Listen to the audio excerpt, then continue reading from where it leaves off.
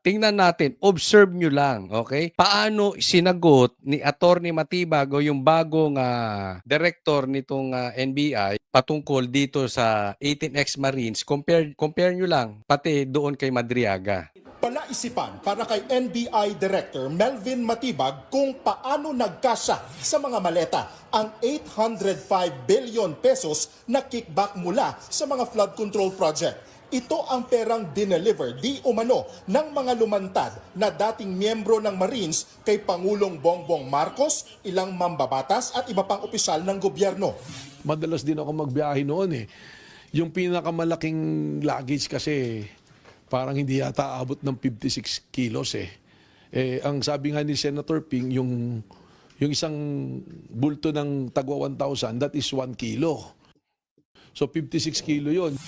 Alam mo, hindi po malayo mangyari yon. Kasi yung 200,000 ganyan lang kakapal. 200,000 pesos ganyan lang kakapal. Imagine niyo, ganyan lang kakapal, ganyan lang kalaki ang pera. So ilan pera mangyayari doon? Posible po mabigat ay yung maleta. Hindi lang naman ikaw ang bumabiyahe. Kahit ako matagal na akong bumabiyahe. Very possible po yun. Depende po sa laman. Lagyan mong bato yun. But seriously, depende. Kung siksik eh. Pambira naman. Ako, hindi ko inaano to si Attorney Matibag, no? Pero ako'y nadududa. Iba yung gusto niyang pinapalabas, yung kanyang pananalita na investigasyon patungkol dito sa 18 ex-Marines, samantalang yung kay Madriaga na preso, parang pinaniwalaan niya na yung kanyang statement. Parang pumapanig na siya, oo nga, may danger sa buhay ni Madriaga. Totoo nga, posible nga, dahil galing sa ibang detention center, dinala doon. Bakit inilipat? Eto naman, ang kini-question, posible ba yung sa maleta? Napunta na naman tayo doon sa ganong klaseng sitwasyon.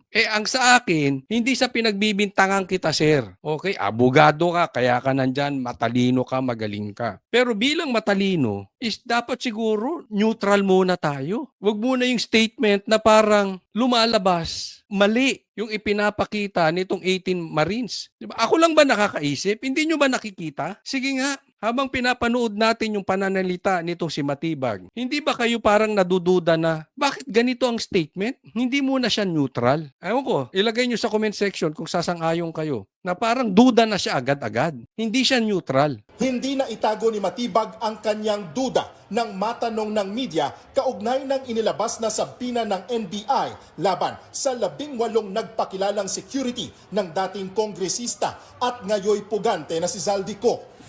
Yun yung isang tiningnan ko rin sa joint affidavit, yung pumunta sila sa may Balero, nagpalit sila ng $2 million, dalawang maleta na tag 56 million. Nakatakdang humarap sa NBI ang 18 ex-Marine sa Miyerkules para magbigay linaw sa kanilang mga paratang. Balak ipademo ni Matibag sa kanila kung paano nagkasya sa mga maleta ang milyon-milyong pera. Ayun lang. Pero hindi Ipapademo. Wait. ang Gusto ipademo. O bigyan mo sila ng limpak-limpak na salapi. Ako naniniwala ako kasya dyan. Sabi ko nga 200,000 ganyan lang. Ganyan lang kanipis. Ako napapatanong lang. Hindi po kita binibintangan, attorney. Sir, pero lumalabas parang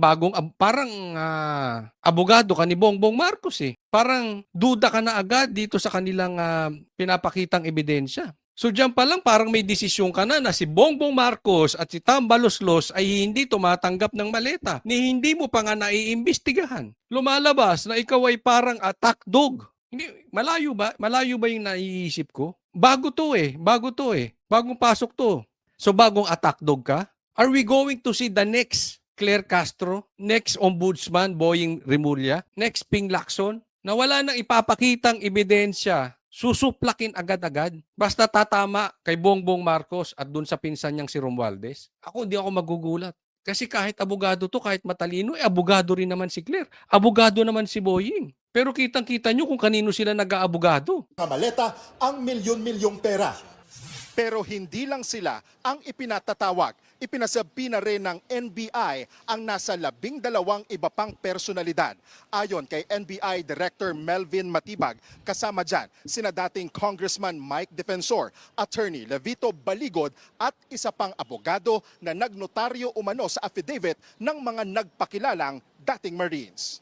Well, pati yung notary public dito, inimbitahan namin kasi may nakita kaming some angles that we cannot discuss public. Ayun, yung notary public na naman. Napanood ko na to eh. Kayo napanood nyo na naman. Notary public. Tapos tatanungin nyo naman yung notary public kung pirma niya nga to. O, tapos itatanggi nung notary public na pirma niya yon. Ay nako, ganyan-ganyan yan. Pero alam mo, naitanong ko yan. Ako mismo nagtanong niyan kay Attorney Baligod doon sa programa natin sa SMNI. At sinabi niya, binidyo niya. Para wala nang lusot. Wala na kasi dati itinanggi nung supot na abogado yung kanyang pirma. Pare-parehas naman daw ang pirma. Kung hindi siya pumirma noon, lalabas yung notaryo na naman ng palpak. Kaya ngayon binidyo na nila. Oo, so same din same din. Hindi ako sir, ako malaki tiwala ako sa inyo na hindi kayo magiging kagaya ni Claire Castro. Baka tayo ang ipatawag naman. Oo. Hindi, matatalino yan si Sir. Oo, patas yan. Patas to si Sir, di ba? Hindi siya nag-aabogado sa magnanakaw na si Bongbong Marcos. Patas si Sir. Pinuri ko pa, baka sabihin. Sang-ayon kayo, patas si Sir. Pero kailangan dahil na-notice namin Las Piñas yung notaryo eh. Ano ngayon ko sa Las Piñas? Ayon kay Matibag, hindi bababa sa 30 ang ipinasabpina ng NBI. May ilan daw dyan nagpahiwatig na voluntaryong dudulog sa NBI. Kinumpirma rin ni Matibag na may posible pang lumantad. Base sa impormasyon na nakarating umano sa kanya, umaabot sa 100 Marines at mga uniform personnel ang kinausap pero hindi lahat pumayag na lumantad. Apparently parang next week they're trying to schedule another press con. May bago pang isasama na Marines because there were reports na mas marami pa pala yung kausap dyan eh.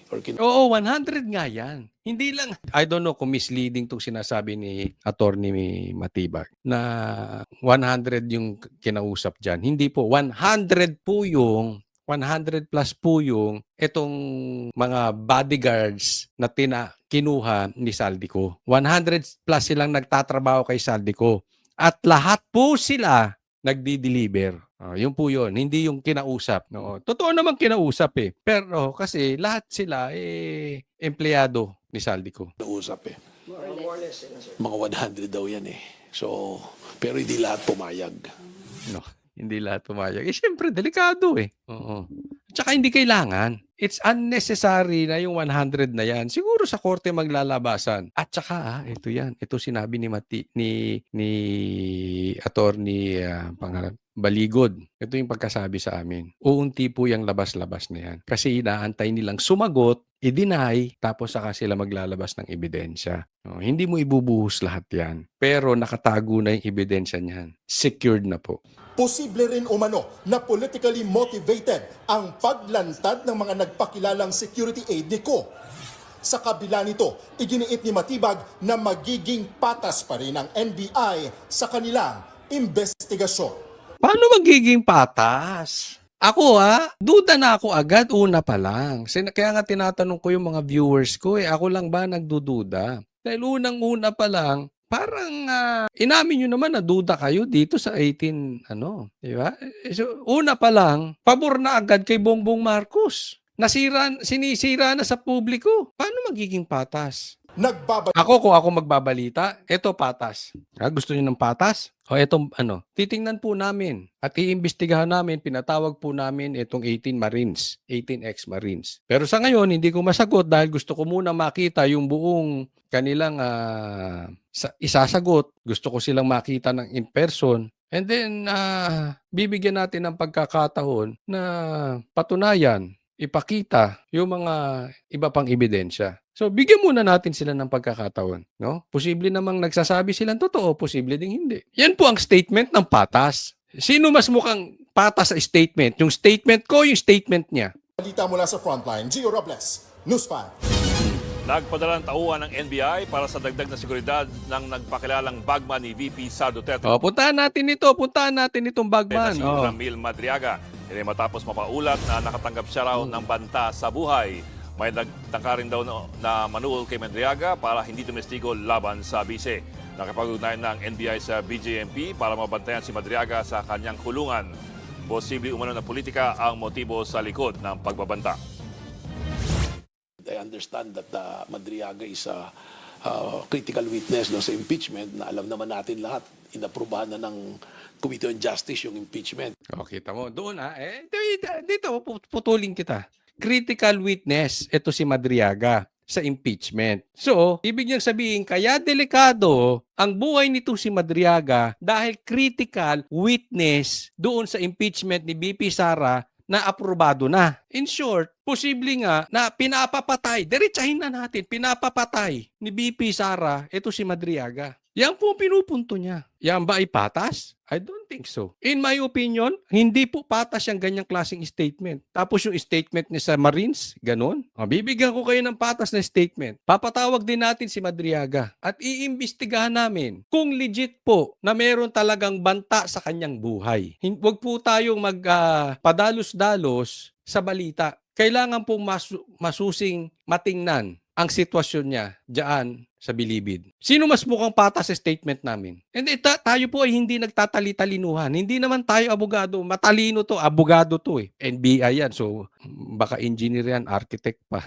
Hindi accountant. So, hindi po to question ng matalino. Pero kayo, bilang ordinaryong tao, hindi ko po kayo tinuturuan, sir. Kaya nga tatanungin ko, yung mga manonood natin, gaya ko na bilang ordinaryong tao, sinong mukhang patas ang statement? Sige, pakilagay nyo dyan sa comment section.